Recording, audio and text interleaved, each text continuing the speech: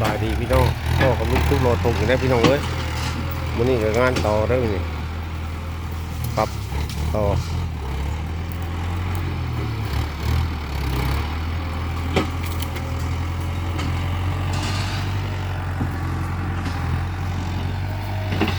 ตำต่อพี่น้อง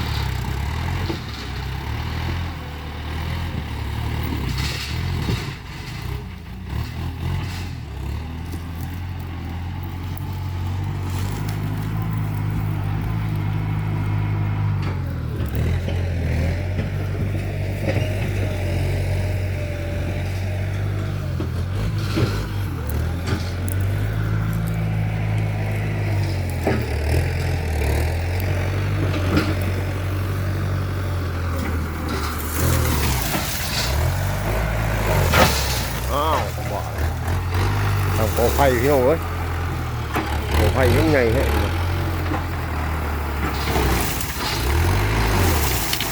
อู้โอ้ทับหัวเด้อ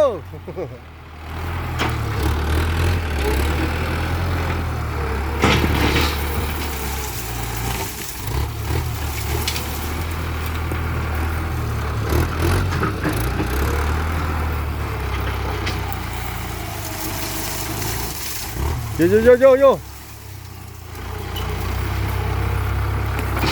ที่ทับหัวจะเพื่อระบาด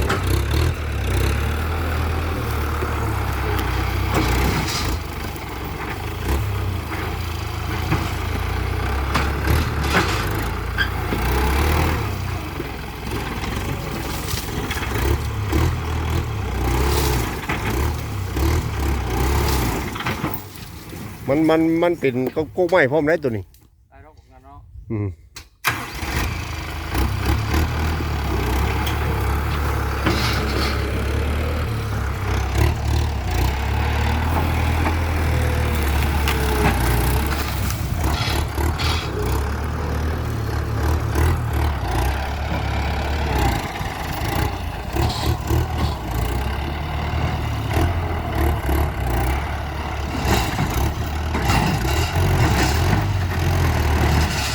ลงแล้วมาพี่น้องเว้ยต้มเกลือพี่น้องจะย่านวะต้มเกลือ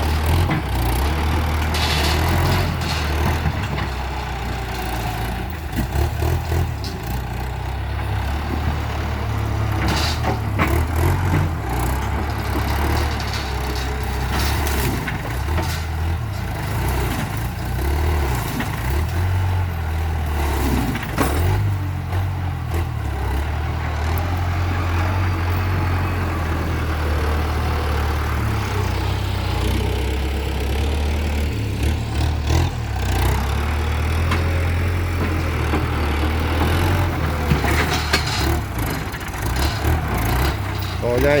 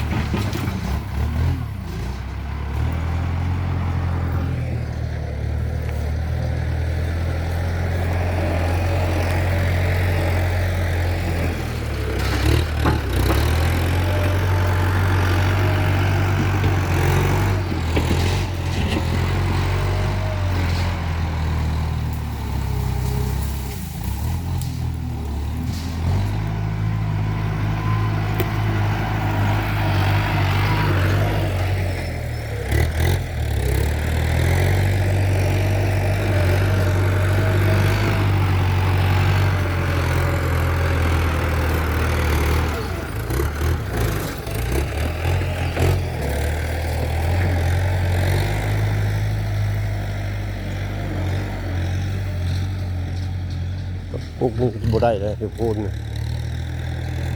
ใหญ่โพด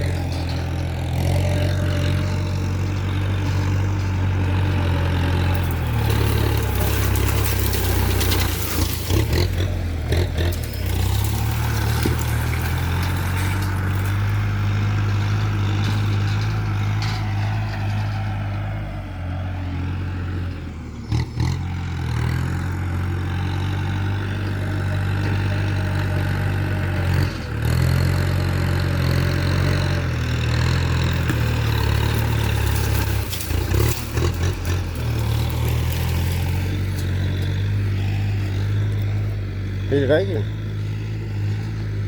มันอยู่โพ้นหมดได้เลยสูง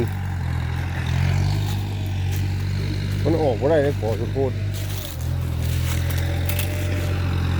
ใครมาตูดวะ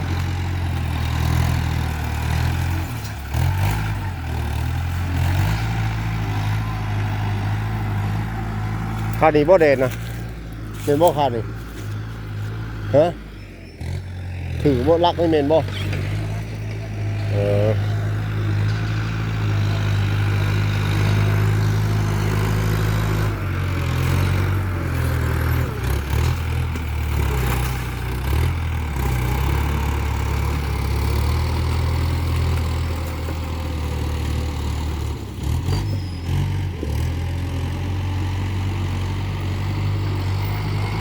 คนคุก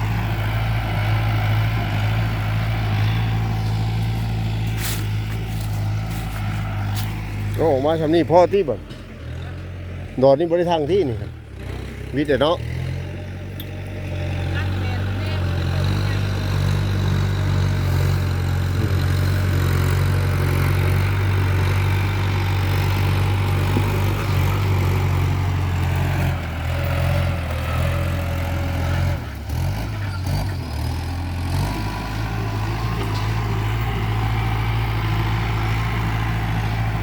ควันแค่บัดนี้เนาะ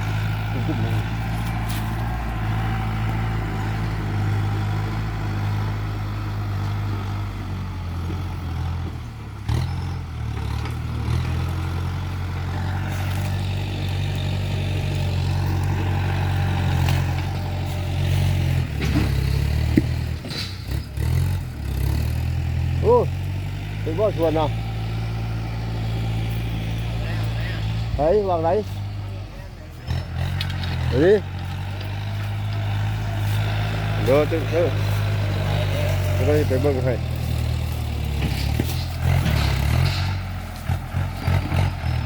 ร้านนี้พี่น้องไม่ใช่ไทย โดยถ่ายบ่กันป้ายชื่อบ่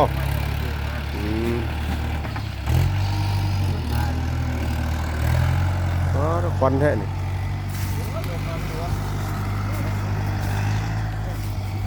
รถตัวบ้านนี่นะรถตัวบ้านนี่รถมาแล้วเนี่ยมาเอาไหมเดี๋ยวไม่ทานบ่อยู่บนบ่เจ๊ต้องกัน